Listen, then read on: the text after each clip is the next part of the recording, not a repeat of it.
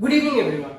Hope you all had a blast with your class 10th examinations. Now we are here to crack the class 10th board examinations. As you all know, class 10th boards are very important as they serve as an indicator in getting your 11th stream, science, commerce or arts. My number is given here, 8851399893. If you find this demo class useful, you can give me a phone or a call or a message here, and we'll discuss about the live or recorded classes from class 9th till class 12th. Let's begin. In today's class, we'll be studying federalism, which is a chapter of political science SST. Before I begin, I would like to give you a few pointers. Your CBSE board will not give even a single question out of your book. What does that mean? That before your examinations, you need to thoroughly read whatever concepts are given in your book. Each and every line is very important from your examinations, and I repeat, not a single word will come out of the book. Whatever is given in the book, that is very important for your examinations. If you find this video, this demo class useful, you can give me a like, you can leave your valuable comments as they serve as a huge motivator. Let's begin. The name of today's chapter is federalism. What is actually federalism? When I talk about federalism, federalism refers to a type of governance in which there are two or more than two levels of government. Let me give you an example. When I talk about India, we have three levels of government. What are these three levels of government? These are central government, state government, and local government. Local government are further divided into two parts. Those are municipality and panchayats. Now, as you can see the description given here, that we divide India's governance into three parts, that is central government, state government and local government. Let me give you a more practical example. If I see our country India, we can see that at the central government we have BJP government. At the state government, if you are living in Delhi, then you have the AAP government, the Aam Aadmi Party government.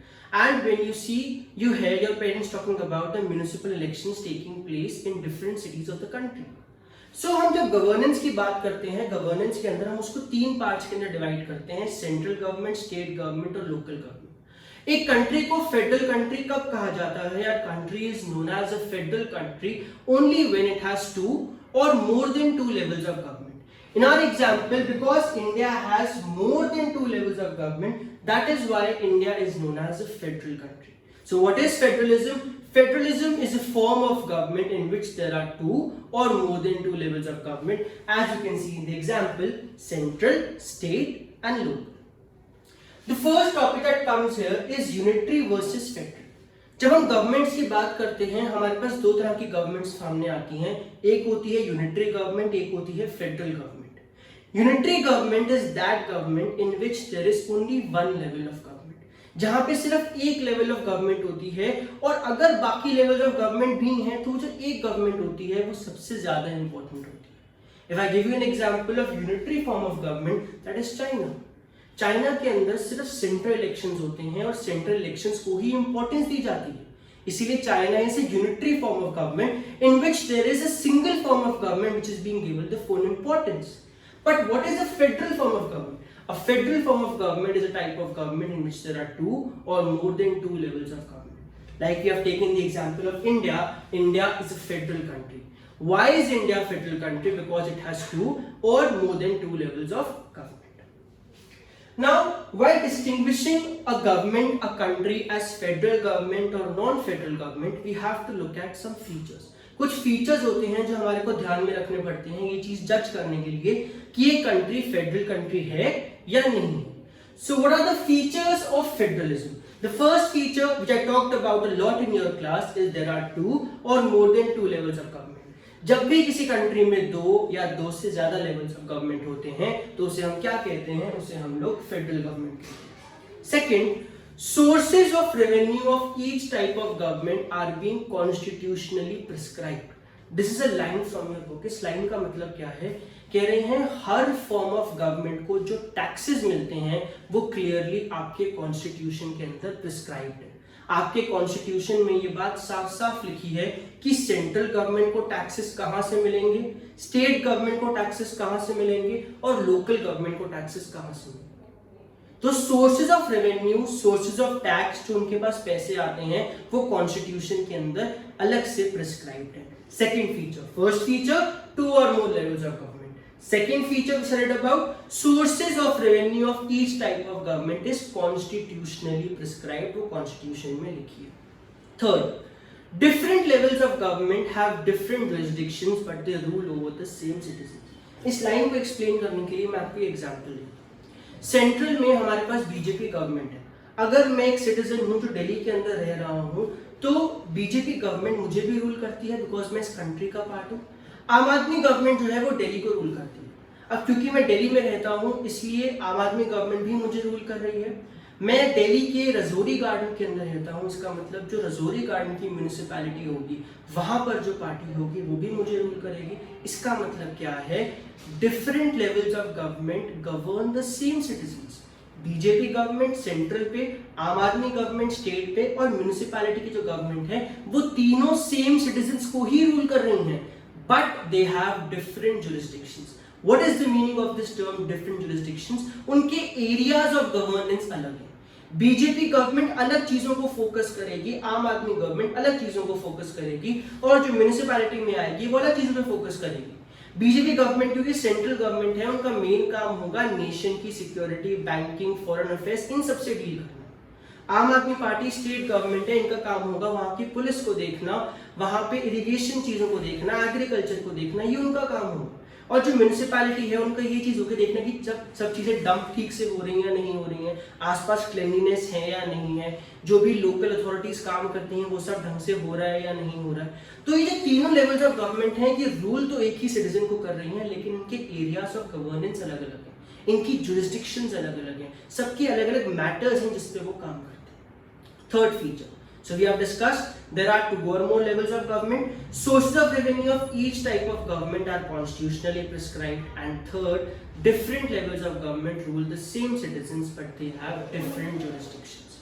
Fourth, courts have the power to interpret the constitution। Her country के अंदर courts क्यों होते हैं, judiciary क्यों होती हैं, constitution को interpret करने के लिए। कॉन्स्टिट्यूशन ने जो भी लॉज एक बार बना दिए हैं उन लॉज को इंटरप्रेट करना, उनको रीड करके बताना कि इसका मतलब ये है, इसका मतलब ये है। एक बात समझो, what is the meaning of interpretation. अगर एक कॉन्स्टिट्यूशन बनाकर, एक लॉ बनाकर जिंदगी आराम से चलती रहती तो कोर्ट में केसेस ही फाइल ना होते। आप मानो दो लोगों के बीच में लड़ाई हो रही है, एक पर्सन कह रहा है कि ये चीज क्राइम नहीं है, दूसरा पर्सन कह रहा है ये चीज क्राइम है। जज के लिए कितना सिंपल है, एक बुक खोलो, बुक में से रीड करो कि एक्स जो है ये क्राइम है या क्राइम नहीं है। प्रॉब्लम कहाँ आती है कि जजेस को, कोर्ट्स को कॉन्स्टिट्यूशन को इंटरप्रेट करना होता है। इंटरप्रेट करने का मतलब क्या है, जो लॉज वहां पर लिखे हैं उन्हें सिचुएशन टू सिचुएशन पे अप्लाई करके देखना पड़ता है कि क्या जो मैं लॉ पास कर रहा हूं वो जस्टिफाइड है या नहीं है। So in every country courts have the power to interpret the constitution। Court ऐसी अथॉरिटी होती है जो कॉन्स्टिट्यूशन को इंटरप्रेट करती है, जो पढ़कर बताती है ये चीज ठीक है, ये चीज गलत है। नेक्स्ट, फेडरलिज्म का एक बहुत important feature, a very important feature of federalism is mutual trust and coordination. जितनी भी हमने ये फॉर्म्स ऑफ गवर्नमेंट पढ़ी, central government, state government, local government, इन तीनों फॉर्म्स ऑफ गवर्नमेंट्स को आपस में हार्मनी से काम करना पड़ेगा, ट्रस्ट और कोऑर्डिनेशन से काम करना पड़ेगा। Last year we had the कोविड-19 pandemic which is still going on, और आपने देखा था कि बहुत सारी पार्टीज, बहुत सारे गवर्नमेंट्स अपने बीच की जितनी भी पॉलिटिकल इश्यू, डिफरेंसेस हैं, सबको छोड़कर इकट्ठे आके इंडिया के सिटीजंस के लिए काम करने को तैयार हो रही थी। AAP government working with the BJP government together for the benefit of the Delhi citizens. तो ये चीज क्या होती है कि जितनी भी फेडरल गवर्नमेंट्स हैं इन सबको आपस में हार्मनी से, ट्रस्ट से, कोऑर्डिनेशन से रहना चाहिए। So what have we discussed? We have discussed there must be two or more levels of government. Sources of revenue of each type of government is constitutionally prescribed. Different levels of government govern the same citizens but they have different jurisdictions. And we studied about कि हर federal government को, हर level of government को mutual trust और coordination के साथ काम करना चाहिए। Next, the Constitution of India cannot be changed unilaterally by any form of government। कोई भी एक फॉर्म ऑफ गवर्नमेंट कॉन्स्टिट्यूशन को चेंज नहीं कर सकती। अगर आज कोई गवर्नमेंट चाहती है कि मैं इस कॉन्स्टिट्यूशन को चेंज करूं, then it must have the support of 2/3 of the levels.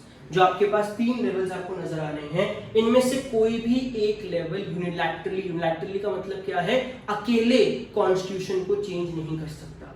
अगर आपने कॉन्स्टिट्यूशन के फंडामेंटल प्रोविजन को चेंज करना है तो आपको 2/3 मेजॉरिटी चाहिए होगी। If you want to change the fundamental nature of the constitution, you require 2/3 majority. This is the next feature of federalism. So in a nutshell, federalism के features क्या होते हैं? 2 या 2 से लेवल्स ऑफ गवर्नमेंट होती हैं। हर लेवल ऑफ गवर्नमेंट के जो टैक्सेज या रेवेन्यू है वो कॉन्स्टिट्यूशन में अलग से लिखे गए हैं। अलग अलग levels of government same citizens को रूल करती हैं, लेकिन उनके मैटर्स अलग होते हैं। डिफरेंट लेवल्स ऑफ गवर्नमेंट को आपस में म्यूचुअल ट्रस्ट कोऑर्डिनेशन के साथ काम करना चाहिए। किसी courts have the power to interpret the constitution, courts के पास पावर होती है कि वो कॉन्स्टिट्यूशन को इंटरप्रेट कर सकते हैं। और हमने डिस्कस करा कि यूनिलैटरली आप कॉन्स्टिट्यूशन की नेचर को चेंज नहीं कर सकते।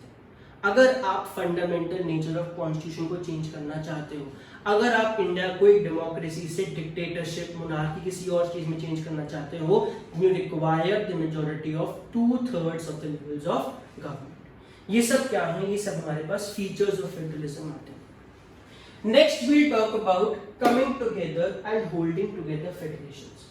हमने डिस्कस कर लिया कि गवर्नमेंट होती है 2 तरह की, या तो यूनिटरी होती है या फेडरल होती है। Unitary government is that government where there is only 1 level of government.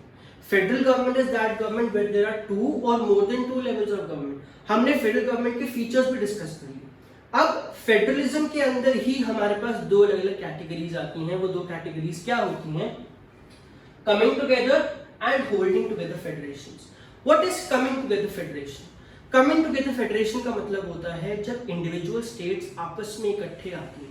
When different states come together for pooling their sovereignty and increasing their security. क्या मतलब है इस लाइन का? जब बहुत सारी स्टेट्स आपस में इकट्ठे आके अपनी सोवेनिटी को इकट्ठा करके, अपनी इंडिपेंडेंस को इकट्ठा करके एक सिंगल कंट्री फॉर्म करती हैं ताकि वो अपनी सिक्योरिटी इंक्रीज कर सके। इसे हम क्या कहते हैं? इसे हम कहते हैं coming together federation. The best example of coming together federation is USA. What is the full form of USA? United States of America. 13 American colonies थी जो ब्रिटिशर्स से इंडिपेंडेंस उनको मिली थी फ्रेंच रूलर की हेल्प की वजह से। आपने इसके बारे में हिस्ट्री के चैप्टर नंबर 1 में पढ़ा होगा। फ्रेंच रेवोल्यूशन के अंदर जब लुइस 16 ने 13 अमेरिकन कॉलोनीज की हेल्प करी थी ब्रिटिशर्स से बचने के लिए। ये 13 अमेरिकन कॉलोनीज बाद में इकट्ठे होकर उन्होंने एक सिंगल कंट्री फॉर्म करी। दैट इज वाई इस कंट्री का नाम क्या है? United states of America. अब अगर स्टेट्स अपनी मर्जी से इकट्ठी आती हैं तो उसे हम कहते हैं coming together federation. What is holding together? Holding का मतलब है जबरदस्ती किसी चीज को पकड़ा हुआ है। जब इंडिया को इंडिपेंडेंस मिली 1947 के अंदर, तो हमारे एक बहुत इंपॉर्टेंट फ्रीडम फाइटर थे सरदार वल्लभ भाई पटेल। सरदार वल्लभ भाई पटेल को आज भी इस चीज का क्रेडिट दिया जाता है कि उन्होंने स्टेट टू स्टेट जा जाकर सारे रूलर्स को कन्विंस करा इंडिया को ज्वाइन करने के लिए। तो उस टाइम पे बहुत सारे रूलर्स के अलग डिमांड्स थी कि हम आपकी कंट्री को ज्वाइन करेंगे अगर ये चीज़ हो जाए, X reason for Y reason. लेकिन सरदार वल्लभ भाई पटेल ने सबको कन्विंस करके एक कंट्री फॉर्म करी। इसी वजह से हमें कुछ स्टेट्स को कुछ स्पेशल स्टेटस भी देना पड़ा। जैसे आपको पता है टिल लास्ट ईयर हम लोगों ने जम्मू एंड कश्मीर को भी एक स्पेशल स्टेटस दे रखा था because that inserted article 370 in our constitution. Article 370 was recently abrogated from the constitution making J&K a part of India और उसको जो स्पेशल स्टेटस गिवन था उसको स्पेशल स्टेटस हटा दिया गया था। तो उस टाइम पे जब हमने सारी स्टेट्स को इकट्ठा करा था तो हमने जबरदस्ती उन्हें इकट्ठा करने की कोशिश करी थी। हमने उनको होल्डिंग टुगेदर, वो अपनी मर्जी से इकट्ठी नहीं आ रही थी। इसी वजह से हमें कुछ स्टेट्स को स्पेशल स्टेटस देना पड़ा। So what is the best example of holding together federations? It is India. So what have we discussed? हमने डिस्कस करा कि हमारे पास कमिंग टुगेदर फेडरेशंस होती है और होल्डिंग टुगेदर फेडरेशंस होती है। Coming together federation is that federation जहाँ पे स्टेट्स खुद इकट्ठे आती हैं, अपनी मर्जी से इकट्ठे आती हैं, अपनी सोवेनिटी को पूल करती हैं, अपनी सिक्योरिटी को इंक्रीज करने के लिए। Best example USA. Holding together का मतलब क्या है? उन्हें कन्विंस करना पड़ता है, जबरदस्ती उनको इकट्ठे लाने पड़ता है। इसीलिए हमें इस प्रोसेस के अंदर कुछ स्टेट्स को स्पेशल स्टेटस भी देना पड़ता है। Best example India. सो हमने अब तक 3 कंसेप्ट डिस्कस कर लिए। गवर्नमेंट्स 2 तरह की होती हैं, यूनिटरी एंड फेडरल। बार बार आप जब इस चीज को सुनोगे तो ये आपको ये चीज बिना पढ़े भी याद होनी शुरू हो जाएगी। And I am damn sure इनमें इस जो भी मैं टॉपिक्स क्लास में डिस्कस करता हूँ उससे बाहर एक सिंगल क्वेश्चन भी पेपर के अंदर नहीं आता। First question, unitary versus federal, one level of government, 2 or more levels of government. Features we have discussed of federalism. Then we have discussed कि फेडरेशंस के अंदर, फेडरलिज्म के अंदर भी दो तरह की फेडरेशंस आती हैं, कमिंग टुगेदर, अपनी मर्जी से इकट्ठी आती है अपनी सिक्योरिटी को इंक्रीज करने के लिए, यूएसए होल्डिंग टुगेदर जबरदस्ती इकट्ठा करना पड़ता है, एग्जाम्पल इंडिया, कुछ स्टेट्स को स्पेशल स्टेटस भी देना पड़ता है। नेक्स्ट चीज हमारे पास जो आती है इसके अंदर वो है what makes India a federal country. India एक फेडरल कंट्री बनती कैसे है? इंडिया एक फेडरल कंट्री बनती है बिकॉज हमारे कॉन्स्टिट्यूशन के अंदर 3 लिस्ट हमारे को प्रोवाइडेड है। वो 3 लिस्ट कौन कौन सी हैं? यूनियन लिस्ट, स्टेट लिस्ट और कॉन्करेंट लिस्ट। ये 3 लिस्ट क्या हैं? हमारे कॉन्स्टिट्यूशन ने ये बात साफ प्रिस्क्राइब कर रखी है, इन लिस्ट के अंदर मैटर्स लिख रखे हैं कि इन मैटर्स के ऊपर सेंट्रल गवर्नमेंट डिसीजन लेगा, इन मैटर्स पे स्टेट गवर्नमेंट डिसीजन लेगा, इन मैटर्स पे सेंट्रल और स्टेट दोनों गवर्नमेंट डिसीजन ले सकते हैं। तो हमारे कॉन्स्टिट्यूशन ने कॉन्फ्लिक्ट्स अवॉइड करने के लिए, लड़ाइयां अवॉइड करने के लिए पहले ही इनको 3 अलग लिस्ट के अंदर डिवाइड कर रखा है। First we have is the union list. What is the union list? The union list is that list which contains matters on which the central government can make decisions. जितने भी matters आपको यहाँ पे union list में लिखे नजर आ रहे हैं, इन सब मैटर्स पे सिर्फ सेंट्रल गवर्नमेंट डिसीजन ले सकती है। जैसे फॉर एग्जांपल आज के टाइम पे BJP government, that is foreign affairs, currency, banking, national security etcetera, जो बहुत टॉप मोस्ट इंपॉर्टेंट कंसर्न्स होते हैं उसको हम लोग एक यूनियन गवर्नमेंट, एक सेंट्रल गवर्नमेंट को देते हैं कि आप इस पे डिसीजन लो। सेकेंड हमारे पास आती है state list. State list is that list which contains matters on which state government can make decisions. ये मैटर्स कौन कौन से होते हैं? पुलिस, ट्रेड, कॉमर्स, एग्रीकल्चर, ये कुछ ऐसी चीजें हैं जिसपे स्टेट गवर्नमेंट डिसीजंस लेते हैं। एग्जाम्पल अगर मैं दिल्ली की बात करूं तो दिल्ली की पुलिस, दिल्ली का एग्रीकल्चर, इन सब पे किसका रोल होना चाहिए, किसका उसको बेनिफिट देना चाहिए? That is the AP government. Uttar Pradesh की अगर हम बात करते हैं तो उत्तर प्रदेश का पुलिस, उत्तर प्रदेश की एग्रीकल्चर, उत्तर प्रदेश की इरिगेशन, इन सबको किसको रोल देना चाहिए? योगी आदित्यनाथ, बीजेपी गवर्नमेंट को देना चाहिए। तो ये वो मैटर्स हैं जिसपे स्टेट गवर्नमेंट डिसीजन ले सकते हैं। अब कुछ ऐसे मैटर्स हैं जो हमने कॉन्करेंट लिस्ट में लिखे हैं। कॉन्करेंट लिस्ट में ऐसे मैटर्स लिखे गए हैं जिसपे सेंट्रल गवर्नमेंट और स्टेट गवर्नमेंट दोनों रूल्स बना सकती है, दोनों डिसीजंस ले सकती है। जैसे education, trade unions, marriage, adoption etcetera. लेकिन अब आप लोगों के दिमाग में क्वेश्चन आएगा कि मान लो सेंट्रल गवर्नमेंट कुछ और कह रही है, स्टेट गवर्नमेंट कुछ और कह रही है इन कॉन्करेंट लिस्ट के मैटर्स को लेकर। उस केस में अगर सेंट्रल गवर्नमेंट और स्टेट गवर्नमेंट का डिफरेंट से होता है, कॉन्फ्लिक्टिंग से होता है, तो हमेशा सेंट्रल गवर्नमेंट की बात मानी जाती है। If any of the matters in the concurrent list, the central government and the state government have a different से, the say of the central government is taken into consideration. हम central government के से को consideration में लेते हैं, हम उसको ज्यादा इंपॉर्टेंस देते हैं। अब हमारे कॉन्स्टिट्यूशन मेकर्स ने एक और तरह के सब्जेक्ट्स हमारे पास छोड़ दिए जिन्हें हम कहते हैं रेसिडुअरी। रेसिडुअरी सब्जेक्ट्स का मतलब क्या होता है? Left over subjects. अब आप देखो 1947 में हमारा कॉन्स्टिट्यूशन बना था। कॉन्स्टिट्यूशन को बने हुए, इम्प्लीमेंट हुए 50-60 ईयर्स हो चुके हैं। बहुत सारे मैटर्स ऐसे हैं जो उस टाइम पे बिल्कुल भी इंपॉर्टेंट नहीं थे, ये आए ही नहीं थे, और आज उनकी बहुत रेलेवेंस है। जैसे साइबर सिक्योरिटी, जैसे कंप्यूटर रिलेटेड चीजें, टेक्नोलॉजी से रिलेटेड चीजें, इन सब मैटर्स जो किसी भी लिस्ट में प्रोवाइडेड नहीं है, ना यूनियन लिस्ट में है, ना स्टेट लिस्ट में है, ना कॉन्करेंट लिस्ट में है, ऐसे मैटर्स को, ऐसे सब्जेक्ट्स को हम क्या कहते हैं? Such matters, such subjects are known as residuary subjects. और रेसिडुअरी सब्जेक्ट्स पे लॉ बनाने की पावर हमने किसको प्रोवाइड कर रखी है? हमने सेंट्रल, या इसको हम लोग यूनियन गवर्नमेंट भी कहते हैं। जितनी भी रेसिडुअरी सब्जेक्ट्स हैं, लेफ्ट ओवर सब्जेक्ट्स हैं, उस पर लॉ बनाने की पावर हमने किसको प्रोवाइड कर रखी है? हमने सेंट्रल यूनियन गवर्नमेंट को प्रोवाइड कर रखी है। तो अगर पेपर में आपके पास क्वेश्चन आता है what makes India federal country, तो आपने उसमें क्या एक्सप्लेन करना है? आपने उसके अंदर 3 लिस्ट की इंपॉर्टेंस को एक्सप्लेन करना है। Union list, all the matters stated in the union list are very important for the nation, are of national significance, इसीलिए ऐसे मैटर्स के ऊपर सिर्फ सेंट्रल गवर्नमेंट ही डिसीजन ले सकती है। स्टेट लिस्ट ऐसे मैटर जिसपे सिर्फ स्टेट गवर्नमेंट डिसीजन लेगा, example police, trade, commerce, agriculture etcetera.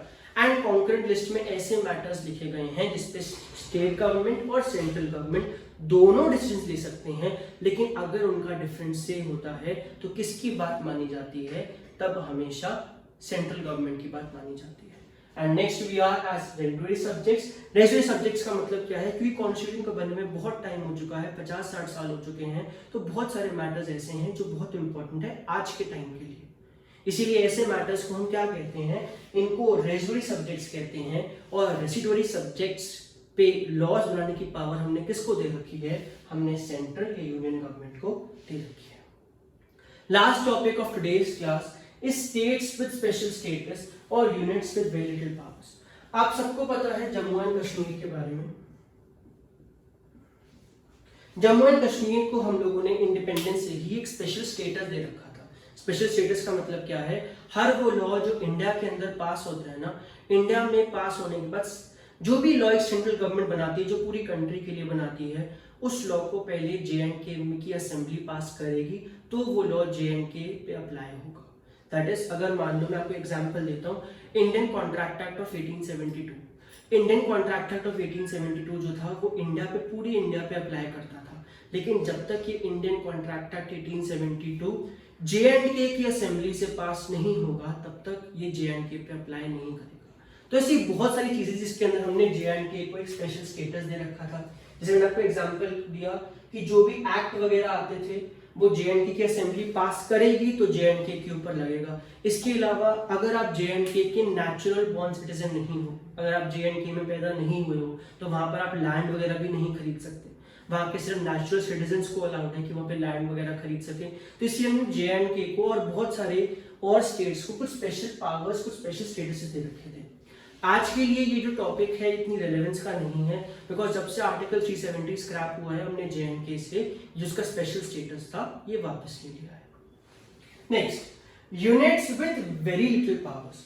एक तरफ जहां पे हमने J&K को इतनी वाइड रेंजिंग पावर्स दे रखी थी कि कोई भी एक्ट जो पूरी इंडिया पे लगेगा, आप पे तब लगेगा जब आपकी असेंबली उसे पास करेगी। बहुत सारी यूनिट्स ऐसी हैं जिनको हमने बहुत कम पावर्स दे रखी हैं, जिनको हम आज के टाइम पे क्या कहते हैं, हम इन्हें कहते हैं union territories. What are these known as? These are known as union territories और यूटीज। ये ऐसी यूनिट्स होती हैं जो बहुत बड़ी नहीं हो सकती, जिनको हम एक स्टेट का दर्जा देते हैं, ना ही ये इतनी छोटी हैं कि किसी स्टेट के साथ इनको मर्ज कर दिया जा सके। इसीलिए ऐसी स्टेट्स को, ऐसी यूनिट्स को हम क्या कहते हैं, हम इन्हें यूनियन टेरिटरीज कहते हैं। Why was this concept of union territories brought about? Because ये ऐसी यूनिट्स हैं जो ना तो बहुत बड़ी हैं कि हम इनको एक स्टेट बनाएं, ना ही ये बहुत छोटी है किसी स्टेट का इनको मर्ज कर दिया जाए। इसीलिए इनको अलग से हमने काम दिया है, that is union territories. Union territories के example Delhi, Lakshadweep, Andaman and Nicobar, Daman and Diu, Chandigarh, ये सब किसके एग्जाम्पल हैं, ये सब units with very little powers या यूटीज के एग्जाम्पल्स हैं। एक कंसेप्ट आपकी बुक का नहीं है, सिर्फ जनरल नॉलेज के लिए आपके साथ शेयर कर रहा हूं, that is UTs with legislature and UTs without legislature. क्या फर्क होता है इस विद और विदाउट लेजिस्लेचर के अंदर? विद लेजिस्लेचर का मतलब है, जैसे आपको पता होगा, दिल्ली के अपने सेपरेट इलेक्शंस होते हैं, दिल्ली के अंदर अलग से इलेक्शंस होते हैं। आपको पता है आम आदमी पार्टी जो है उसने गवर्नमेंट भी फॉर्म कर रखी है। लेकिन ये अगर आप चंडीगढ़ का एग्जांपल लो, चंडीगढ़ भी यूनियन टेरिटरी है, लेकिन वहां पे कोई गवर्नमेंट नहीं है। वहां पे कोई गवर्नमेंट क्यों नहीं है? Because that is without separate legislature. तो यूटीज भी जो होती हैं, जनरल नॉलेज के लिए, पेपर्स के लिए नहीं है, यूटीज भी जो होती हैं हमारी दो तरह की होती हैं, with legislature and without legislature. With legislature आपके सेपरेटली इलेक्शंस किए जाते हैं, जैसे दिल्ली एग्जाम्पल है। विदाउट लेजिस्लेचर चंडीगढ़ एग्जाम्पल है, जहां पे इलेक्शंस नहीं होते, जहां डायरेक्टली प्रेसिडेंट आपका रूल करता है। So with this, I sum up today's demo class. I hope you all liked it. If you like it, do like my YouTube video. Leave your valuable comments as they serve as a huge motivation booster for me. Thanks a lot everyone. Bye.